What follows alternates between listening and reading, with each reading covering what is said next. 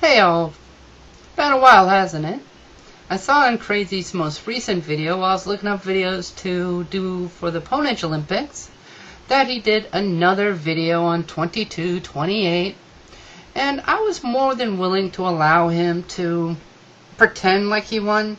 I left a lot of room for debate in there, a lot of unanswered questions. Well, I think I'm going to resolve that, and if I'm not mistaken, all but destroy his arguments.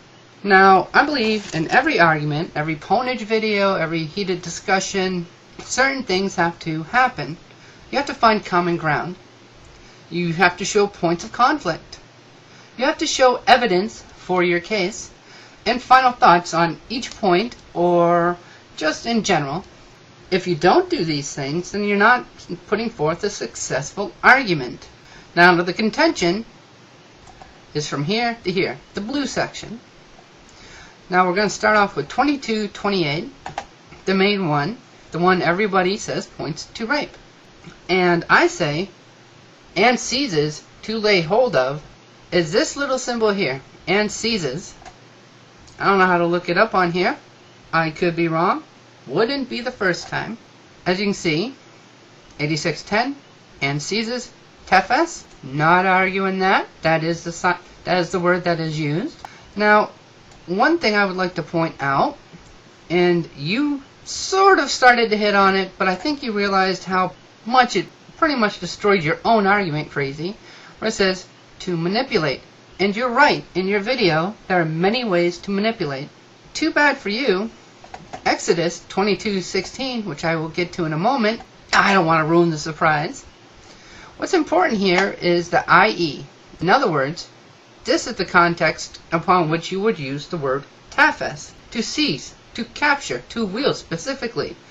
This is the context that you would use the root word tafes. Do those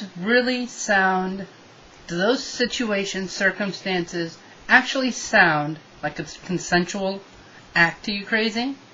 Because that is the context that you would use the word tafes for. Continuing.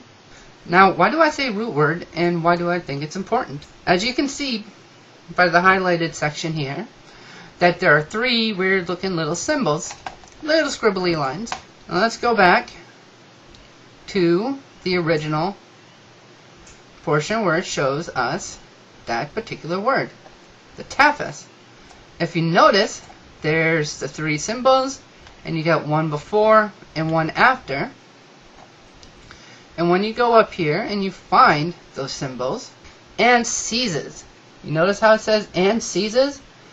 I believe that's probably because that and that better defined the root word. The root and seizes does not point to a consensual act. Now you say in your video that all these different scholars point to Exodus 22:16. Let's look to see what it says here. And if a man entice a maid that is not betrothed and lie with her, he shall surely endow her to be his wife. You say that is the same thing, when in reality it's not. Do you notice no 8610 anywhere over here? Could that be because tafes is not used? What is actually used is this word, petha, which means allure, to deceive, to enlarge, to entice, to flatter, persuade, silly. Beware, girls, he's a smoothie. None of these fit with Deuteronomy 28 and the context of the word is used, or the context on how the word is used. Is that too hard for you to understand? I mean, I could break out crayons if you really want, but frankly, I'm still not done yet. It's important to take into context the nature of the passages before and how they interact with this one. Now you're saying that it's not the same. I would like to point out, notice these three symbols here. This is from Deuteronomy 22:29, where you say that the action taken in 28 did not violate her as in a rape, but humbled her. And in your previous one, it was almost like Chef saying, you know, want to make love to your woman, want to lay you down by the fire. Yeah, pretty much that's how you made it sound. You notice here it's 60-31. There's a reason why this is important. When you look at Deuteronomy 22:24, he hath humbled his neighbor's wife, so thou shalt put away evil from among you. 60-31, the same three symbols. It's both descriptions of a violent, non-consensual act. Have I lost you yet? I hope not.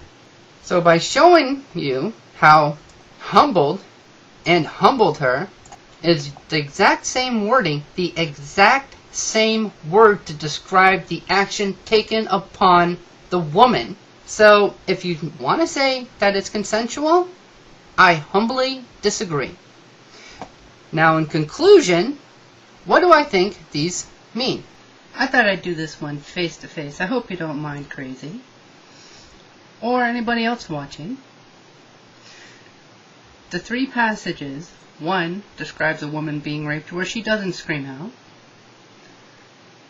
The second one describes a woman where she does scream out.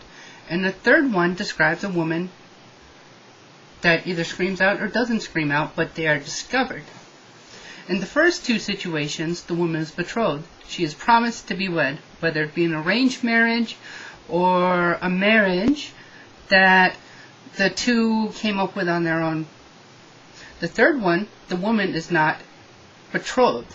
If you might want to notice that in there as well. All three describe the exact same situation. In case you're wondering, I keep looking at the monitor for some unknown reason. Crazy. Pull your head out of your 4 points of contact and realize the Bible, best case scenario, is a book of parables. That's it. It's a book of parables to help you with your day-to-day life. Stop listening to your buddy Gaga and Guts Glory. I swear to God, you all but blame everything that's wrong in your life on gays, lesbians, and transgenders like me, except for being black. And I'm surprised you haven't brought that one up and blamed us for it. It shows your ignorance. Your ignorance. All three of those describe a non-consensual act, and I believe with the evidence that I showed, I proved that you're wrong. And also, why it went to, was it Exodus 2:22-16, if I remember right? It's because in both situations, 22:28 and Exodus 2, both describe a man paying for a woman. That's why scholars point you to it. So until next time, true believers, stay safe, stay frosty, and I'm back. Later.